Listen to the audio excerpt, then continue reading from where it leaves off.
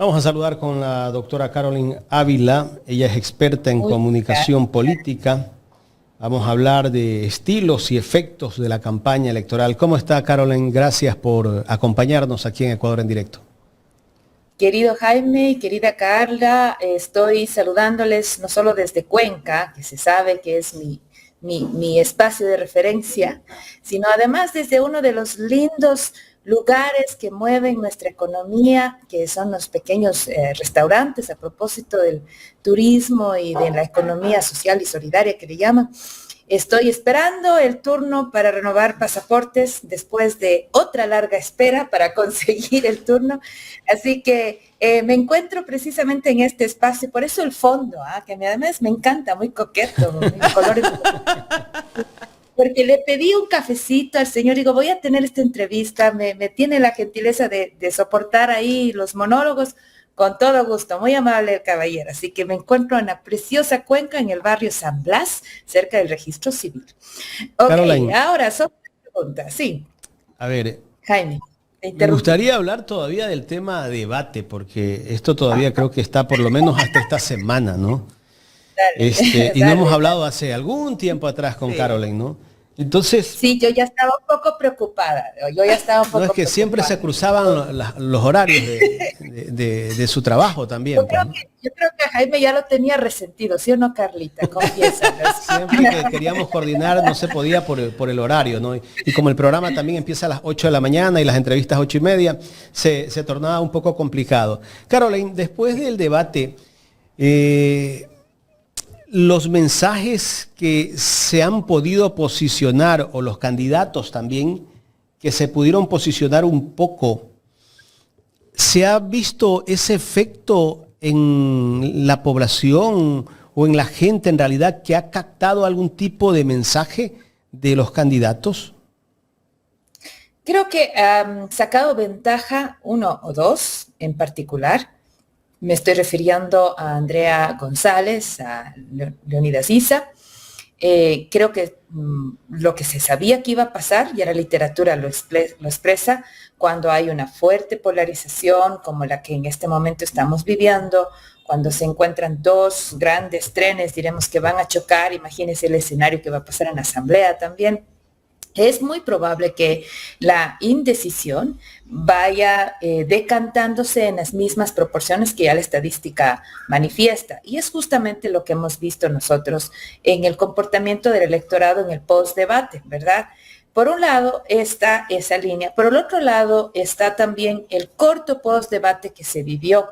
Y ahí hubo un esfuerzo importante, sobre todo de una de las campañas, para poder colocar distractores. El hecho de que el presidente en su rol candidato, luego en su rol presidente, vaya a estos espacios de alto interés mediático, como es el caso de la presentación de la asistencia en primera fila, ¿no es cierto? Además, con la inauguración de Donald Trump, hizo que la mayor cantidad de búsquedas estén, incluso ni siquiera por Daniel Noboa, sino por Lavinia Balbonesi, ¿no? Porque el interés era de ver ese precioso abrigo blanco, ese vestido, los costos del auto. El traje que vale como $40,000.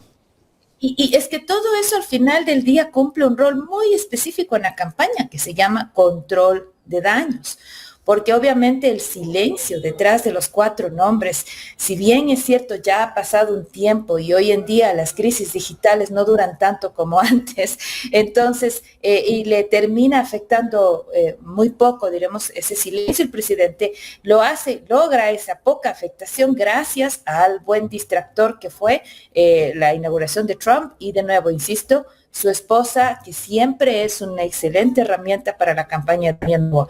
Ahora, con esos elementos, si bien es cierto, Luisa González intenta insertarse en la conversación, hace este desafío al debate, se presenta con Fernando del Rincón, es decir, hace todos los deberes, sin embargo, es mucho más poderoso el manejo distractor. Y otra cosa a favor de Daniel Noboa, diremos en ese sentido estratégico, es que le bajaron el volumen a Andrea González. Andrea González tuvo un rol estratégico en el debate, era atacar al correísmo. Si se fijan, hizo muy pocas propuestas, quizás claro, no hizo propuestas. qué sé yo, pero realmente no fue por allí. La estrategia de ella, el objetivo de ellos era atacar al correísmo. La ventaja de ese objetivo es que genera recordación. Entonces, en ese nicho más profundo y radical, que es el anticorreísmo, que no se estaban sintiendo verdaderamente identificados con las posturas de Daniel Noboa, pero que no les quedaba de otra, porque es un nicho a su vez muy pragmático también, ¿no? Al final el resultado es ¿cuál para ellos? Que no gane el correísmo, entonces indistinto de quién esté en esa postura, tenía el discurso de Andrea González a darle frescura precisamente a esa condición. Ese era un peligro, porque de alguna forma ataca hasta cierto punto los votos de Daniel Noboa, pero por el otro lado también se lleva los votos de los indecisos que podrían haberse inclinado por uno u otro lado. Y los indecisos que quizás estaban pensando por el correísmo, por Luisa González, desisten porque les recuerdan con el discurso de Andrea González, les recuerdan las razones por las cuales el correísmo tiene su techo. Entonces, ese esfuerzo que tenía la campaña de la Revolución Ciudadana de trascender esa barrera termina de alguna forma frenado, diremos así, con el discurso de Andrea González. Entonces, al final, Andrea González termina lastimando a derecha y a izquierda, diremos así, y en este momento algunas encuestas le dan 4 puntos porcentuales, otras incluso le dan 6. Es decir, que ha logrado crecer. Ahora, ninguno de esos puntos le permite pasar a segunda vuelta, ¿verdad? Sin embargo, se nota que hubo una incidencia de su nombre en la campaña. Otro nombre que funciona interesantemente para esta conversación es la de Issa.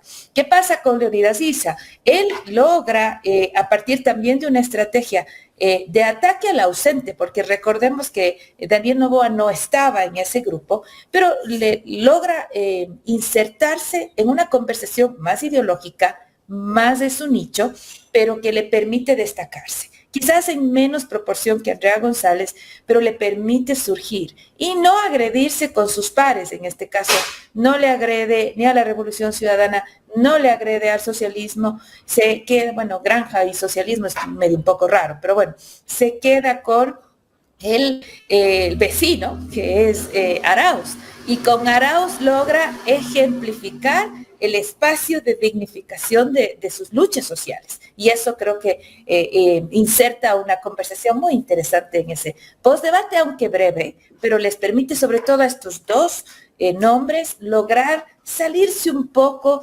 del ruido del pelotón de quienes, recordemos que son 16 candidatos, ¿no? Entonces, de quienes definitivamente no van a poder avanzar más allá. ¿Y a quién le arrancha más votos, Andrea González? ¿A Daniel Noboa o a la Revolución Ciudadana? Yo pienso que ese voto de la Revolución Ciudadana es difícil, ¿no? Porque desde mi punto de vista es un voto duro, ¿no? El voto blando tal vez. Recordemos siempre, la Revolución Ciudadana para segunda vuelta pasa por sobre el 30%. Y va a depender, inclusive hay un bonito artículo de Javier Rodríguez que nos hace recordar, porque a veces la memoria es traicionera, es frágil, ¿no? ¿Qué pasó con Arauz? ¿Qué pasó con la misma Luisa González cuando pasaron a segunda vuelta? Más del 30%, y recordemos que además competían con fuertes terceros lugares. Recordemos, ahí estaba Zurita, Jan Topi, en el caso de Luisa, y estaba por el otro lado Andrés Arauz, que estaba con Yacu, por supuesto, Yacu Pérez y en tercer lugar y el mismo Herbas. Entonces, y a pesar de todo eso, superan ese rango del 30%, ese margen del 30%. Entonces, es muy difícil que ese voto, que es profundamente ideológico y tal, migre hacia otros espacios, además espacios que están claramente identificados ideológicamente por el otro lado. Es más fácil que se debata entre Isa y Luisa. De hecho, por ahí hay una frasecita que dice: en la primera Isa, en la segunda Luisa. Entonces, eso es mucho más comprensible. En el caso de la Andrea González, ella tiene un discurso que, por supuesto, se alinea más con el extremo de la derecha. Sin embargo, también puede golpear, sobre todo porque hay indecisos, como acabo de explicar, que podrían estar inclinándose, que no son necesariamente fuerte en términos ideológicos, que buscan opciones interesantes, quizás ponte tú ambientalistas, qué sé yo, que podrían estarse interesando por una votación por Luisa González o por la izquierda más exitosa en términos de votantes, ¿no es cierto? Pero que les recuerda el discurso de Andrea en el debate, el tema corrupción, por ejemplo, que sigue siendo lamentablemente parte de la agenda noticiosa en este país y preocupación de más del 10% de la población, y que sin lugar a dudas golpea en el rastro, en el legado, diremos así, político que tiene la Revolución Ciudadana, y eso se encargó Andrea González, ¿no? De poner un recorderis allí, y hace que se frene un poco la posibilidad que tiene Luisa González de la Revolución Ciudadana de captar votos. Lo mismo sucede con Daniel Noboa, porque Daniel Noboa, en términos espectaculares de propuestas y de gestión, no es precisamente su fortaleza, es más bien la expectativa de algo nuevo. Y esa expectativa de algo nuevo ha sido abrazado por un importante grupo de la población, pero este otro nicho que es más pragmático, que quiere por último alguien que embandere los valores anticorreístas, no necesariamente estaban reflejados en Daniel Noboa. De hecho, era como un default, es decir, no había de otra. Y surge el discurso de Andrea González y eso ayuda. Por eso me da la impresión a mí, y por la reacción que ha tenido la campaña de Daniel Noboa de bajarle el volumen a Andrea González, es que creo que por ahí que generaba más daño. Cada punto que crece, Andrea González sin lugar a dudas le golpea más a Daniel Noboa. Ayer escuchaba yo un editorial o un comentario de Rafael Cuesta en el canal TC Televisión, que es del Estado, canal incautado, que él llamaba a la gente a que no desperdicie el voto, que no vote por el candidato que no tiene posibilidad de ganar o llegar a segunda vuelta, ¿no? Entre esos, como casi que ya le decía, voten por Daniel Noboa, ¿no? Porque sabemos que él casi que es un empleado directamente, es un empleado de un canal del Estado. Y súmale a eso las mismas declaraciones de Andrea González aquí en Cuenca ayer y anteayer. ¿Qué fue lo que ella dijo? Que preferiría que gobierne un melloco, creo que utilizó, antes que vaya el correísmo. Y lo mismo Lucio Gutiérrez, que en segunda vuelta ellos van a apoyar a Daniel Noboa. ¿Y por qué dicen eso tan pronto? O sea, cuando normalmente ya se dan derrotados, candidato... ¿no? Se dan a entender que ellos no están ahí como para relleno. Exactamente. O sea, es decir, ¿por qué tienen ellos que dar ese discurso? Porque su rol nunca fue ganar una elección, su rol siempre fue apoyar a todo lo que Daniel Noboa pueda hacer, y este momento no les queda de otra sino seguir apoyando. Seguro hay un ministerio a la expectativa de Andrea González y algún otro acuerdo con Luis Gutiérrez, a mí no me queda para la menor duda. La última, para que venga Carlita.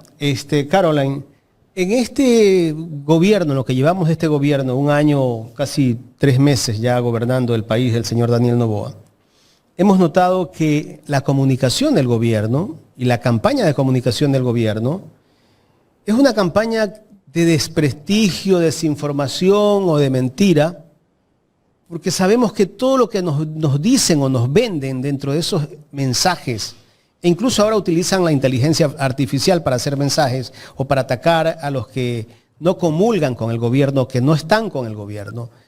Ese tipo de mensaje que emite el gobierno o el presidente Daniel Noboa, ¿ha causado algún efecto?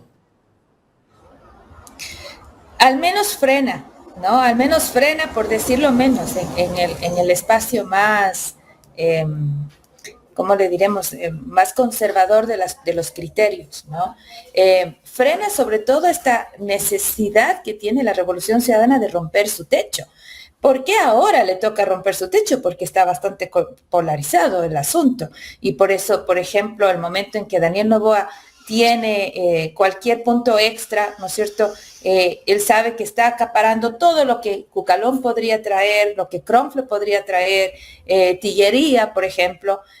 ¿Por qué? Para la segunda vuelta ya no hay nada más por dónde crecer. O sea, ¿por dónde más va a poder crecer Daniel Noboa? Mientras que Luisa González puede crecer en el área de la izquierda, ¿no es cierto? Entonces, mientras menos votos pueda recoger el oponente, mucho mejor, y la estrategia del ataque es ese precisamente. Y el ataque que formula Daniel Noboa en su discurso siempre ha sido más generalizado, no solo la Revolución Ciudadana, si bien es cierto es el principal gestor de sus dardos, pero no es el único. Por eso cuando habla de la vieja política y de la nueva política, les agarra parejito, como saben decir, a todos los otros también, porque los necesita bajitos para poder pasar a una segunda vuelta inclusive con fuerza, ¿no? Ese es el objetivo. Por el otro lado, en el caso de la Revolución Ciudadana, vemos esta suerte de descripción de la gran necesidad del cambio. Para poder pensar en un cambio, requieres describir el escenario que no te gusta,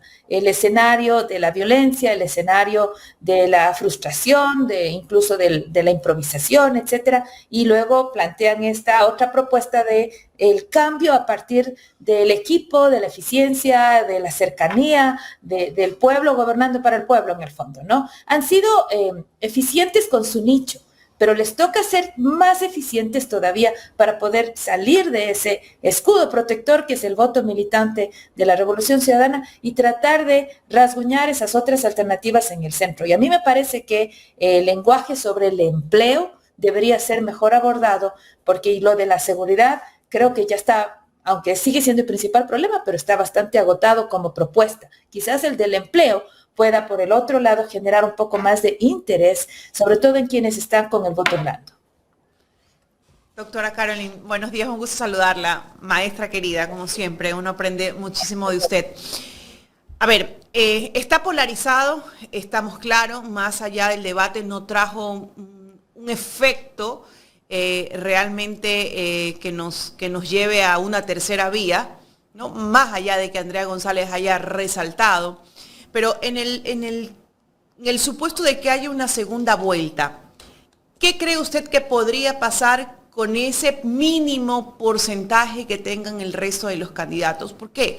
Porque hay gente, por ejemplo, que vota por Jimmy Jairala, pero no le convence ni Daniel Noboa ni Luisa González. Lo mismo, hay gente que puede votar incluso por Cucalón, que es de extrema derecha, pero no le convence tampoco a Daniel Noboa porque ya aprobó un periodo de Daniel Noboa.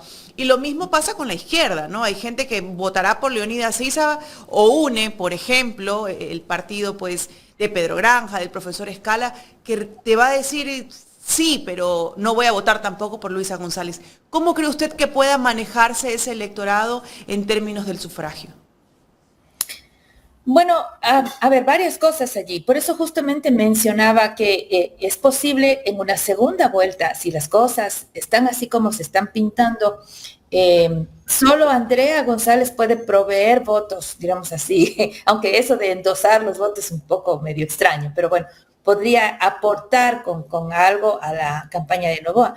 Mientras que en el caso de la izquierda, pareciera, pero todavía falta. Las encuestas no son tan claras. Solamente a Leonidas Issa, a Jimmy Jairala le dan un poco más de ese 1%, mientras que el resto realmente no ha logrado. Y eso que Jorge Escala tuvo una interesante participación en el debate, en ese primer grupo, pero no es suficiente al parecer. Entonces, allí los espacios de crecimiento, la famosa unidad de las izquierdas de la que se hablaba, me acuerdo, en agosto pasado, quizás pueda darse aquí en segunda vuelta. Recordemos también que hubo una suerte de pacto de no agresión, un pacto de no agresión que inmediatamente Granja dijo, yo no he firmado eso, yo no fui. Recordamos cómo se ha fajado su discurso hasta cierto punto en esa línea del conflicto, diremos que es como su marca personal. Entonces, esa es en todo caso, pero con otros actores, Centro Democrático, el mismo Izquierda Democrática no ha sido tan agresor para nada en ese sentido. Rabascal se ha mantenido en su línea. Es muy probable que, indistinto de que si sacan o no votos de militancia, sus nombres personalmente podrían alinearse con una corriente que saben que está más afín con lo que ellos mismos han dicho, con lo que ellos mismos han planteado. Entonces, a veces esos golpes de efecto mediáticos, difundidos, de crecimiento, de acogida, de unión, pueden ser eficientes para mostrar la fuerza de una candidatura en segunda vuelta. Ese es casi siempre el primer espacio. cuando se llega a una segunda vuelta. De ahí que es riesgoso el discurso de una sola vuelta.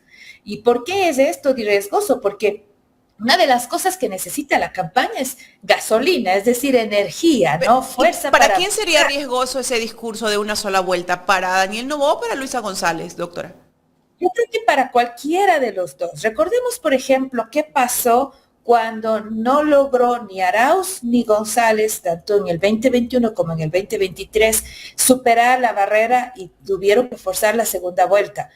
La campaña no arrancó enseguida. Recordemos que la gente estaba todavía lamiéndose sus dolores y ese tipo de gestos pesa. Y eso le puede pesar a quien en este momento está intentando posicionar ese concepto de una sola vuelta, que en mi opinión es Daniel Noboa y ADN. Veo que también la Revolución Ciudadana anda con, pero más parece un contradiscurso antes que un discurso fuerte, porque me parece también han aprendido las lecciones. Es decir, es mucho riesgo plantear ese discurso de energía de una sola vuelta cuando al final no llegas, porque luego el arranque implica una fase de duelo, una fase de duelo que luego le permita recuperar la energía. Y creo que en ese contexto... Incluso desmotiva al votante, ¿no? Exacto, y yo creo que en ese contexto la Revolución Ciudadana ha tomado cuenta de sus lecciones, indistinto de la posición en donde este momento estén. Van a cuidar el discurso para poder tener la suficiente gasolina para ir a la segunda vuelta y agarrar fuerza. Doctor, una consulta. Cuando hablamos de segunda vuelta y de quiénes van a apoyar a los candidatos que llegaran a segunda vuelta, hay algunos que dicen, bueno, se los vamos a dejar, pues, ¿no? A nuestros electores que ellos decidan, ¿no? Sí es importante que esa imagen, que esa cabeza principal del movimiento diga a quién va a apoyar o no. ¿Qué es lo que hace mejor a los candidatos de segunda vuelta? ¿Qué le haría mejor, por ejemplo, a una Luisa González? Que venga a un Rabascal, un Jairal, a un Isa y diga, nosotros vamos a apoyar a la Revolución Ciudadana, o que lo dejen al libre albedrío. Siempre será mejor el apoyo decisivo, ¿no? Por ejemplo, recordemos cuando Hervas hace 2 elecciones atrás decidió, ¿no es cierto? Yo no sé qué era la izquierda democrática, pero yo voy por acá. Lo mismo Jan Topic, acuérdense, hace una elección atrás. Él terminó tomándose el cuaque, recordemos, inclusive con todo el escándalo y tal. Todas esas le dan fuerza a una candidatura que en ese entonces bordeaba un poco menos del 20% y que le tocó crecer, ¿verdad? Y en efecto lo logra. ¿Qué es lo que sucede ahora? Ahora probablemente está con un tope alto y Luisa González va a tener que tratar de incorporar todas esas voces, pero voces no solo en la izquierda, por ejemplo, lograr anexarse el apoyo de Topic, anexarse el apoyo de Rabascal, de Jimmy Jairala, como voces fuertes son importantes. Yo no sé cuánto la izquierda democrática pueda plegar, quizás ahí va a ser más difícil porque recordemos que Vilma Andrade tiene también un rol importante en la actual administración y todavía está cercana, diremos, a la administración de la izquierda democrática. Yo ahí veo un poco más difícil que como partidos se pleguen, pero habrá que ver qué dice Rabascal, ¿no es cierto? Sin embargo, también es verdad que la misma izquierda democrática está bastante golpeada en cuanto a su militancia, ¿no? Maestra, después de estas elecciones, ¿quiénes quedan sepultados? Y hablo como candidatos o personajes políticos, porque bueno, desde mi humilde opinión, yo creo que algunos ya en la palestra política como candidatos al menos, o con esa aspiración de llegar a Carondelet, yo creo que no irían más. ¿Quiénes cree usted que, bueno, pues hasta aquí les llegó su turno? Oye, yo creo que uno ha visto que no existe tal cosa como cadáveres políticos. En este país al menos no. Todos están absolutamente a buen recaudo, o sea, que son capaces de salir, de pronunciarse, decir 3 cosas y regresar. Entonces, a donde sea que estén. Entonces, sí me parece que es un poco difícil en el escenario que vemos ahora decir, no, ya se le acabó la vida política. Yo recuerdo que Paul Carrasco hace unas elecciones atrás sacó algo así como 0,30% de la votación. Pero yo creo que si él se pronuncia en este momento aquí en Cuenca y dice algún tipo de opinión, va a seguir siendo considerado. O sea, Tiene podríamos decir todavía que un una plaza. Cucalón vuelva a intentar llegar a la presidencia, ¿sí? Sí, por Que un supuesto. Yo creo que la Rabascal gente quiera intentar otra vez llegar a la sabe. presidencia. Yo creo que la gente que, no sé si a la presidencia, Carla, pero por ejemplo podrían intentar otro tipo de espacios. Y hay gente, o asamblea, por ejemplo, Okay. o hay gente que son capaces de identificar muy buenos nombres, muy buenos discursos, pero que son condiciones extrañas, inclusive en las que este momento estamos viviendo. Y que por ello no se podría decir, no, usted ya aquí, hasta aquí llegó. Hay otros nombres que todavía me quedan en la duda, ¿no? O sea, yo creo que este país tiene oportunidad en algún puestito hasta para artillería, o sea, hay para todos los gustos, ¿sí? Quizás hay otro que sí se complica más y ese es Iván Saquicela. ¿Por qué? Acá mismo tiene este momento, andas por no pago de haberes en los gastos electorales. Y luego, lamentablemente no es pues un rostro nuevo, está ya bastante configurado en el ámbito de lo judicial y ha salido de ese ámbito no en los mejores términos, entonces, en términos de imagen me refiero, ¿no? Y el posicionamiento que tiene en este momento ha sido fuertemente golpeado por méritos o no, eso no está en mí decirlo, el tema es que allí hay un desgaste fuerte de su imagen. Un desgaste que no tiene, por ejemplo, el señor Gómez, es el candidato que reemplazó, diríamos así, a Topic, en Suma, así es.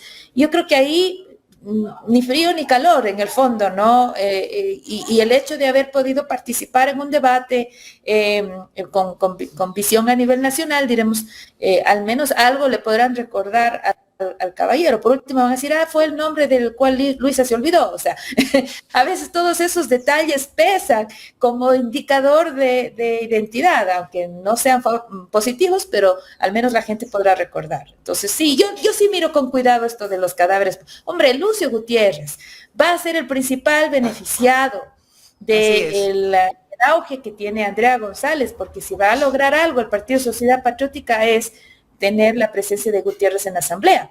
Y uno dice, ¿cómo este hombre sigue, con todo el respeto del mundo al caballero, por supuesto, y a su trayectoria, cómo es que logra seguir avanzando, teniendo adeptos, sigue con su partido político vigente, a pesar de todo lo que ha vivido políticamente hablando y todo lo que se le ha dicho políticamente hablando? Y que estuvo fuera muy tiempo, ¿no? Estuvo fuera de la palestra política bastante tiempo. ¿Cómo ve usted el manejo en redes sociales de estas dos principales campañas, la de Daniel Noboa y la de Luisa González, dado pues que sus narrativas son totalmente diferentes? Lo que sí yo veo ahora es que veo a Daniel Noboa trotando y veo a Luisa González en bicicleta, ¿no? Entonces, ahí tú como que empiezas a comparar las narrativas de los dos. ¿Cómo las ve usted? Me encanta tu pregunta, porque esta mañana acabo de enviar al New York Times un artículo que me pidieron y que hago exactamente esa misma reflexión. A ver, ¿qué es lo que está pasando al final en las redes sociales? Recordemos que el 49% de la población tiene menos de 39 años y electoralmente hablando eso pesa. Estamos hablando, de 39, de 16 a 39. No. Ya luego los matemáticos y los estadistas me van a colgar de los pulgares. Pero estamos hablando de los electores, ¿no es cierto? Es un electorado que está principalmente en redes sociales. TikTok tiene 14 millones de cuentas aquí en el Ecuador, comparado con Meta, es decir, Facebook e Instagram, que más o menos van a la par, los mismos 14 millones. Quiere decir que el escenario, la batalla, dejó de estar en las tarimas. No digo que no tiene que estar. Esto es casi como un arte de equilibristas para los consultores, ¿no? Hay que controlar la tierra, pero hay que estar en el aire. Es decir, lo digital cada vez cuenta y cuenta de manera importante. Entonces, pero el territorio no digital tiene unas consignas distintas. Hay que trabajar con el algoritmo, hay que romper la barrera, hay que tratar de ingresar. Y para poder ingresar, toca ir bajo las lógicas de ese espacio. Sin embargo, mucha gente confunde y dice que por bailar ya está. Los viewers no necesariamente generan votos, pero sí lo que hacen es sostener distractores, combaten esa batalla de la narrativa. Así no te den muchos votos, pero te hacen bulla. ¿Y qué fue lo que pasó, por ejemplo? Ese es el ejemplo claro de Lavinia Balbonesi en el postdebate. No podrá generar medio voto, salvo reafirmar a aquellos Lavinia lovers, ¿no es cierto? Pero hizo que la gente deje de hablar de las consecuencias del debate, de las omisiones, hombre, del silencio de los 4 nombres de los niños de las Malvinas. ¿Y por qué? Porque obviamente el ruido que hizo Lavinia Balbonesi y la participación de Daniel Noboa en la inauguración de Donald Trump fue mucho más fuerte. No estoy diciendo que haya sido más importante para este país, por supuesto que no, pero eso es lo que hacen las redes sociales. Si vamos a ver, por ejemplo, el video de donde está el pequeño Furio tocándole la banda presidencial al papá, tiene 19 millones de viewers.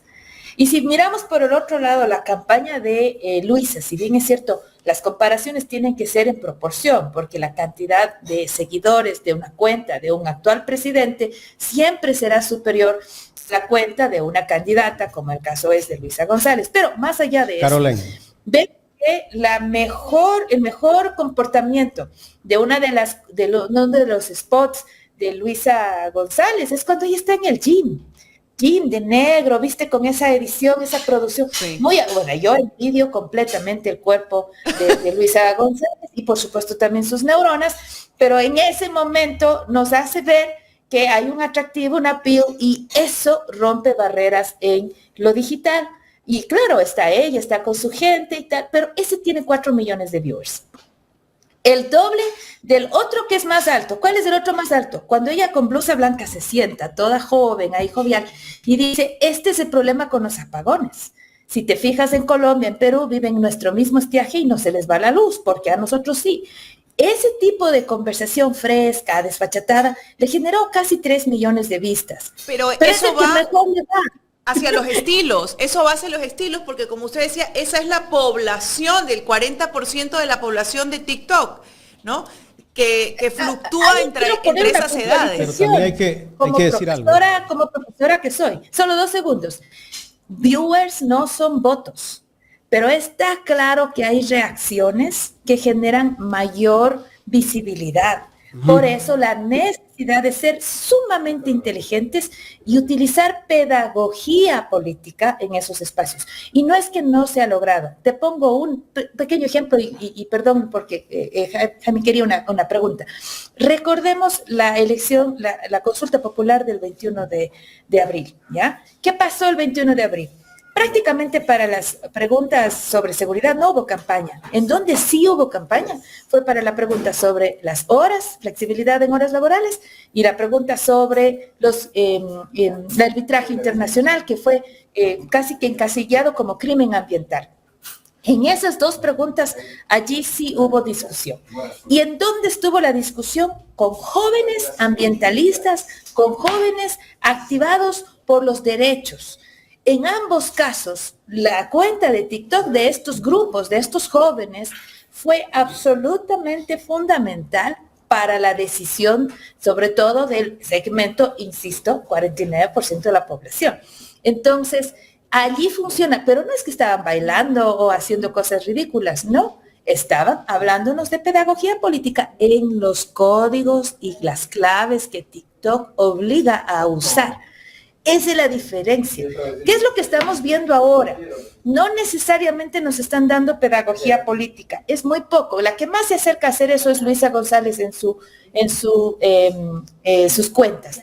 Quien está dándole energía, todo ni sé cuánto, moradito por todos los lados, está haciendo la campaña de Andrés, ¿cómo es? ADN, Daniel Noboa. Ellos están dándole esa fuerza y con eso de alguna manera están empatando, diremos así, en este momento con el electorado y por eso en las posiciones en las que ambos están. Dos estilos, vamos a ver cuál lo logra. Caroline, tengo dos inquietudes rapidísimo, por favor, que ya estamos con el tiempo. Sí. ¿Qué criterio tienes de lo que pasó en el debate cuando Francesco Tabacchi le hace la pregunta al presidente de la República que le dé los nombres de los niños asesinados, desaparecidos y asesinados de las Malvinas? ¿Qué lectura darle a eso? ¿Cómo quedó el presidente en ese momento? En principio debió quedar muy lejano, lamentablemente debía él recordarlo, o si no él, alguien más en la mesa, porque simplemente era un señal de me importa, este es un problema que yo lo estoy teniendo en mi mente, pero no mostró eso. Ahora, en verdad era un error, eso todos hay consenso, pero fue ese control de daños de parte de ADN fue muy bien manejado, como insisto, con el viaje. Luisa González intenta recogerlo, lo recoge bien, flaquea en el último nombre porque a ella también se le olvida, en fin, o al menos muestra como que se olvida, y eso hace que la fuerza del golpe de Revolución Ciudadana no llegue bien, ¿no es cierto? Se diluye. O tal vez no posicionó esa parte en redes, ¿no? Porque todos se debaten en las redes. Pero bueno, el presidente de la República... lo del presidente de la República hubo reacción, pero no se mantuvo. Claro. Exacto, no posiciona precisamente porque el postdebate duró muy poco. Esa es básicamente la razón. Uh-huh. Pero eso demuestra que el presidente de la República no está conectado con la realidad del país, ¿no? Cuando ni siquiera sabe los nombres de estos 4 chicos, ¿no? Que los declara héroes. Cuando los declara héroes, se sospechó que algo había pasado.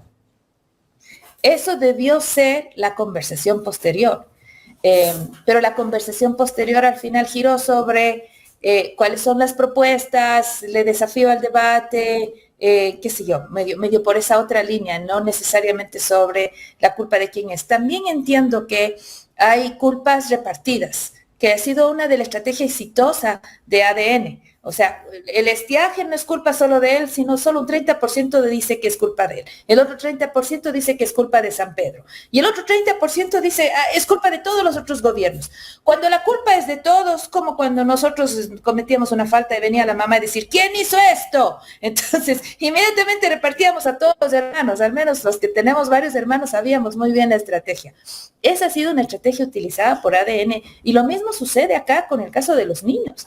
La culpa es de los militares, de los 16 señores, la culpa por último es hasta del ministro de Defensa. Y otro porcentaje, es verdad, dice, es la culpa de Daniel Noboa, pero cuando están repartidas las culpas de esa manera, la culpa es de nadie. O la culpa es de Correa. De hecho, en este último, la vieja confiable. Más dijeron que la culpa era de los mismos papás, que por qué tienen a los niños allí afuera. Acuérdense, o sea, ya, el colmo. Qué cosas, ¿no? Ahora, nos vienen vendiendo la idea que tienen un plan Fénix y que está funcionando, ¿no? Pero resulta que las estadísticas de este primer mes hasta el 24, corte del 24, hay 600 personas asesinadas. Pero el gobierno sigue vendiéndole al pueblo ecuatoriano que no hay que arriesgar lo ganado. La interrogante es, ¿qué hemos ganado, Caroline? No mucho, la verdad, si es que vemos los fríos números. Ahora hay que ver también la percepción, ojo a esto, porque los números te pueden decir algo, pero la percepción puede generar otra cosa. El otro día conversaba con un colega en Santo Domingo de los Coloraldos y él decía, hace un año mi cabeza tenía precio, porque así funcionaba la vacunación, en este momento ya no.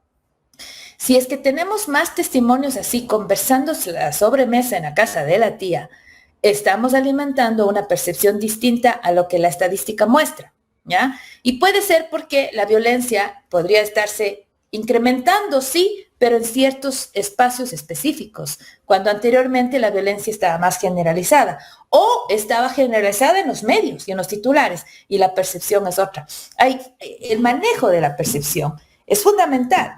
Así la estadística nos diga una cosa, y eso quizás es lo que en este momento está sosteniendo, por ejemplo, a ese importante porcentaje que está recibiendo apoyo Daniel Noboa, pero sabemos muy bien que a veces la percepción se fundamenta no en el hecho, sino en el relato.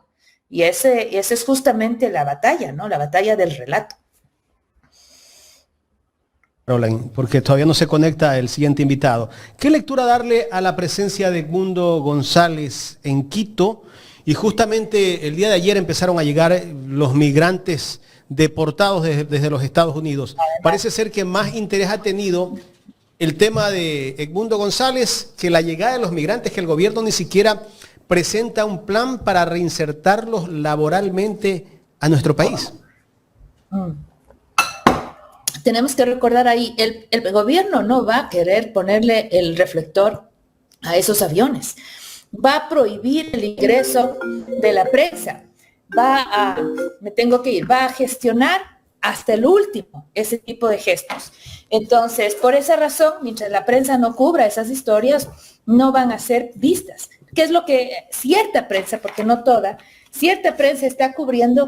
Va a ser principalmente el tema de la avenida de González, de la participación de los migrantes venezolanos, en fin, y de los diálogos alrededor de la democracia. Entonces, ¿qué es lo que queda al sector mediático? Trabajar las historias de las personas que están viniendo. Si no hay el contexto de las historias, esto va a pasar muy, muy desapercibido. Hasta ahí. Yo tengo que irme ya, gracias. Pero muchísimas gracias por la invitación. Me ha encantado este diálogo. Me ha acabado aquí el desayuno que me han ofrecido maravillosamente esta gente que hay que siempre apoyar porque es justamente el espacio en donde se mueve la economía de nuestro país. Muchísimas gracias, Carlita y Jaime. La doctora Caroline Ávila conversando con nosotros en esta mañana, hablando de todo lo que ocurre en el tema de la comunicación política en el Ecuador.